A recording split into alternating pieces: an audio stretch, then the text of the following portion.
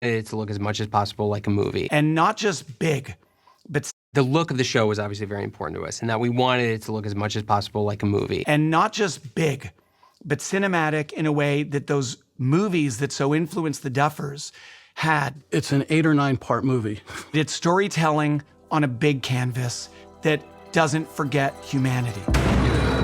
We really liked this guy, Tim Ives, and because he had shot Girls and Mr. Robot. The references the Duffers had were right up my alley. We were just geeking out with Tim over these films that he loved just as much as we did, and so then it became about figuring out how to replicate that for a television show. There's a style of camera movement. There's a style of lenses. All of these things we researched meticulously and tested. We're basically trying to recreate the feeling that we got when we watched these movies, and we grew up watching a lot of movies from the 80s and the early 90s. I really felt like I could bring something to the show that would help make it actually feel like it was shot back then, using some of the styles of lighting that maybe aren't currently in vogue, but certainly were in vogue back then. These directors were able to be very cinematic. E.T., Goonies, Stand By Me, and a lot of the references that you've heard us talk about, they're beautiful, but they're not necessarily current style of lighting. For instance, lighting interiors at night and having blue light come in the windows.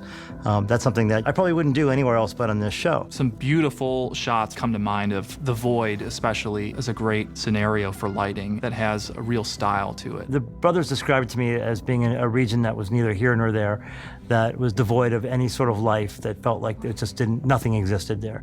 So I wanted to find a way to light that area in a way that there was no source that you could imagine. We rigged a bunch of space lights, which are kind of like big white China balls in the ceiling, and had made a very special 60 by 100 foot grid cloth that we put underneath it to really soften it. And then we used black theatrical drapes all the way around basically this hockey rink that we built with a very small lip, and put water in it to get reflections of anybody that was in there. If there's no light, it can be a little more dreary, and that's what I wanted it to look like. What is this place? Motivating the light in the tunnels of season 2. Took a little bit of figuring out, and then it wound up to be the simplest thing of all. We lit from behind, and the tunnel looks great in the backlight. The kids have flashlights. I said, if you want to be seen, you have to, when you're looking around, hit anything that's white, and it'll bounce back and it'll light you. I would say flashlights lit those $1 million tunnels.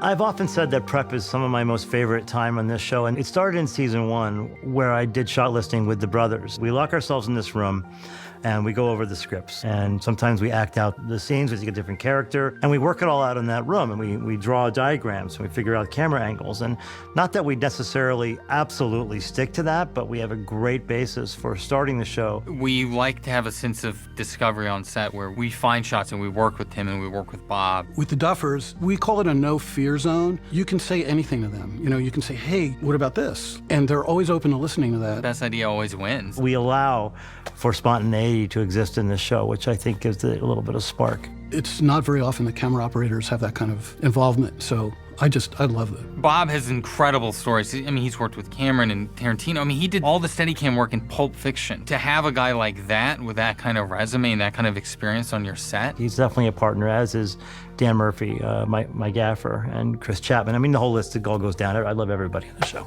But Bob, I'm able to just speak in broad terms with him now. We have a language that we both understand. Sometimes, especially on set, you're tired, you're overwhelmed, and when you have people like Tim and Bob there, they can really figure the scenes out.